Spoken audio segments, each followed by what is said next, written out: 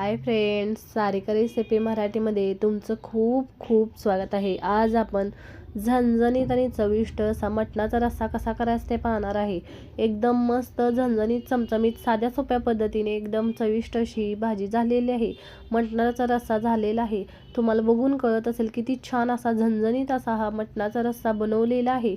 आपण कमी साहित्यात तेवढेच चविष्ट असा हा मटणाचा रस्सा बनवलेला आहे। मस्त झालेला आहे। करून बघा, तुम्हाला पण ही रेसिपी खूप आवडेल। तर चला वेळ न घालवता व्हिडिओला सुरुवात करूया। इथे बघा, सर्वप्रथम इथे आपण 1 किलो मी मटण घेतलेलं आहे। आता हे स्वच्छ 2 ते 3 वेळा मी धुवून घेतलेलं आहे। याच्यामध्ये आपण मीठ आणि हळद घालून घ्यायचं आहे। इथे बघा 2 चमचे मी इथे मीठ घातलेलं आहे आणि त्यामध्ये 1 चमचा मी हळद घालते आणि हे व्यवस्थित असं मी मिक्स करून घेते। हे व्यवस्थित असं याला लावून घ्यायचं बघा, या पद्धतीने, आणि याला मिक्स करून घ्यायचं व्यवस्थित। सगळीकडे आपलं मीठ आणि हळद लागलं पाहिजे। आता याला झाकण ठेवून मी 10 मिनिटं असंच ठेवणार आहे। इथे बघा 10 मिनिटानंतर छान हे भिजलेलं आहे। याच्यामध्ये आता आपण शिजत घालणार आहे हे कुकरमध्ये।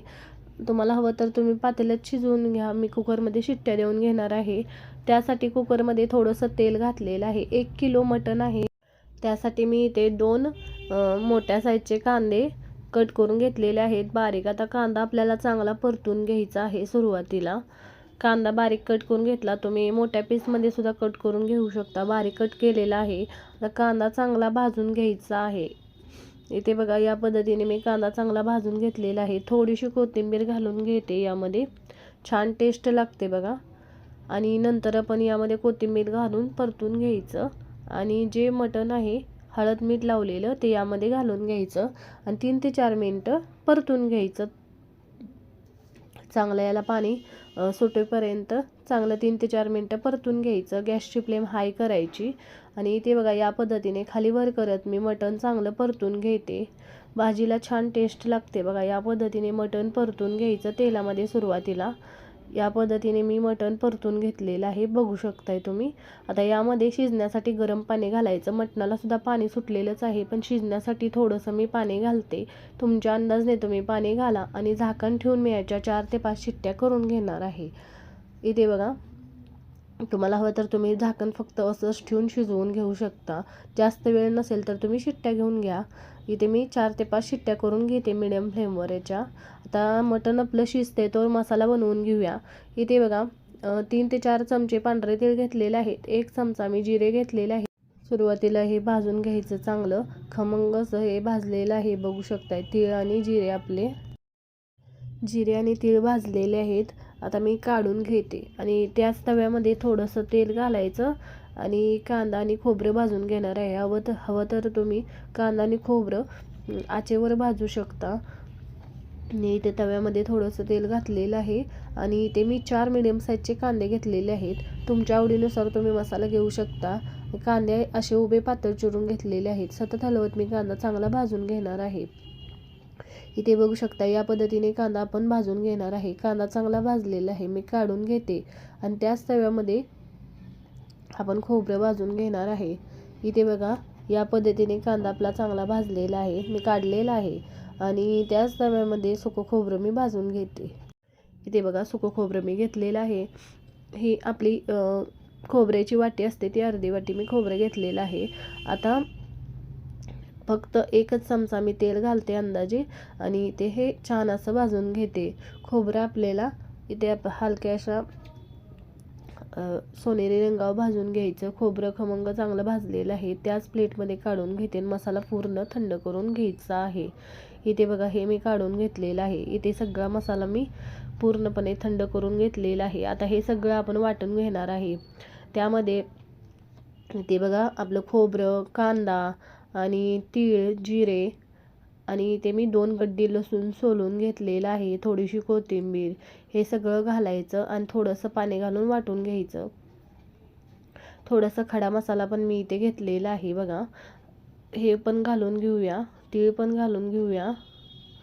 खडा मसाल्यांमध्ये मी 3 ते 4 तुकडे असे स्टार फुलचे घेतलेले आहेत।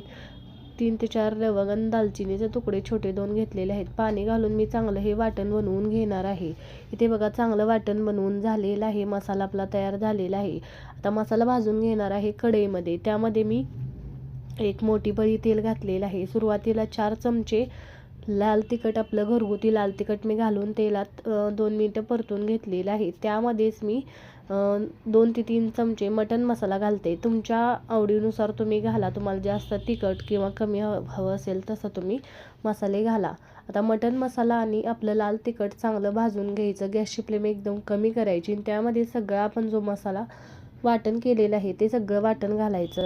ते गॅसची फ्लेम मी कमी केलेली आहे आणि वाटण घालून घेते. सगळं वाटण इथे घालून मी चांगलं परतून घेते. इथे बघू शकताय वाटण घातलेलं आहे. आता मी छान असं या मसाल्यांबरोबर परतून घेते.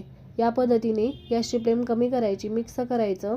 असं सुरुवातीला तेलामध्ये लाल तिखट घातलं की तरी छान येते आपल्या रस्स्याला. त्यामुळे या पद्धतीने असं लाल तिखट तेलामध्ये घालून परतून घ्यायचं.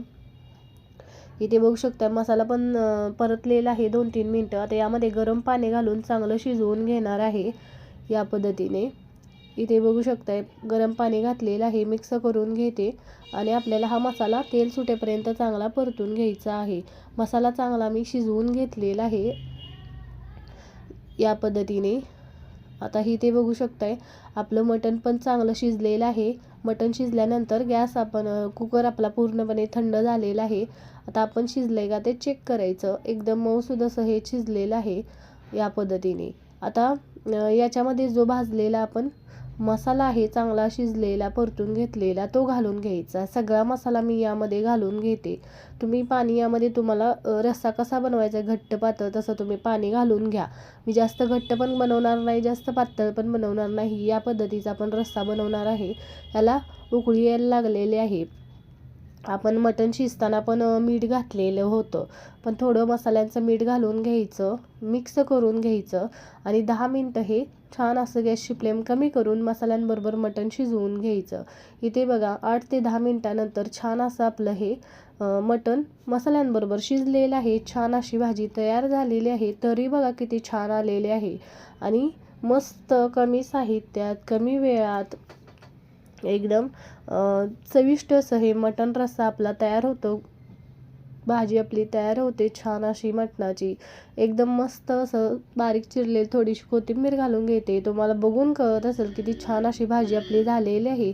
तुम्हाला झटपट असं हा मटणाचा रस्सा बनवायचा असेल तर झटपट आणि चविष्ट आणि झणझणीत असं या पद्धतीने बनवून बघा. तुमचा पण छान होणार आणि एकदम मस्त अशी ही भाजी झालेली आहे. गरमागरम भाकरीबरोबर, चपातीबरोबर, भाताबरोबर मस्तच लागतं. नक्की करून बघा. गावरान पद्धतीने आपण झटपट चमचमीत चविष्ट असं मटणाचा रस्सा बनवलेला आहे.